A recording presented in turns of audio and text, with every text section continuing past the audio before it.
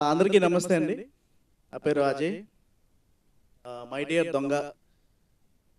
Firstly to start with మన అభినవ్తో start చేయాలి. మా ఫస్ట్ మూవీలో దొంగ యాక్చువల్లీ జగన్నాటకం అనే సినిమా చేశారు 2014లో.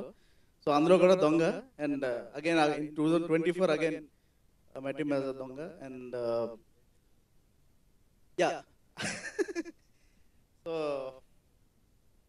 సో ఫస్ట్లీ స్క్రిప్ట్ విన్నప్పటి నుంచి చాలా ఎక్సైట్మెంట్ ఉందండి. ఇది చేయాలి, ఎలా అయినా మంచి మ్యూజిక్ ఇవ్వాలి, ఒక డిఫరెంట్ మ్యూజిక్ అవ్వాలి. కామెడీ టైమింగ్ కూడా చాలా different. Other projects comedy projects చేశాను కానీ బట్ ఇందులో టైమింగే చాలా డిఫరెంట్ ఉంటుంది. చాలా radical comedy which worked out very well. Movie చూసిన వాళ్ళు కూడా చాలామంది నచ్చింది.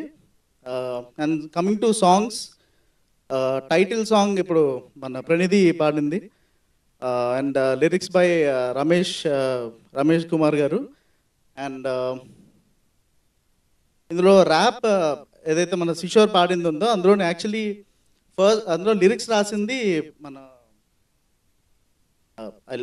కరెక్ట్ నేను చెప్తాను మీకు ఒకసారి. సో యాక్చువల్ ర్యాప్ లిరిక్స్ రాసింది తనండి.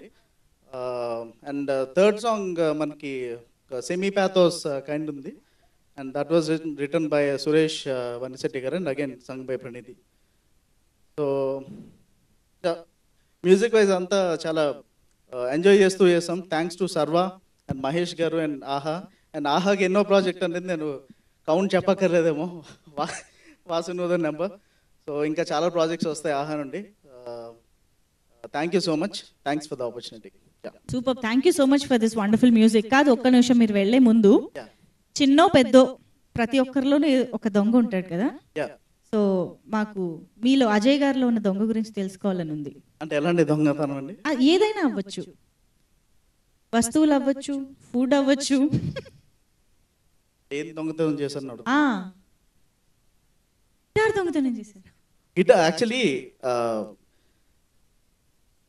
ఫస్ట్ గిటార్ కొనుక్కున్న తర్వాత 9th క్లాస్లో గిటార్ మా అక్క కొనిచ్చింది. సో దొంగతనం అంటే నాకు గుర్తొచ్చిందంటే మా రిలేటివ్స్ ఏంటంటే గిటార్ ఎందుకు నీకు, అసలు గిటార్ ఎందుకు కొనుక్కున్నావు, చదువు పాడైపోద్ది అన్నప్పుడు వాళ్ళు వచ్చినప్పుడు దొంగతనంగా గిటార్ దాచేవాడిని.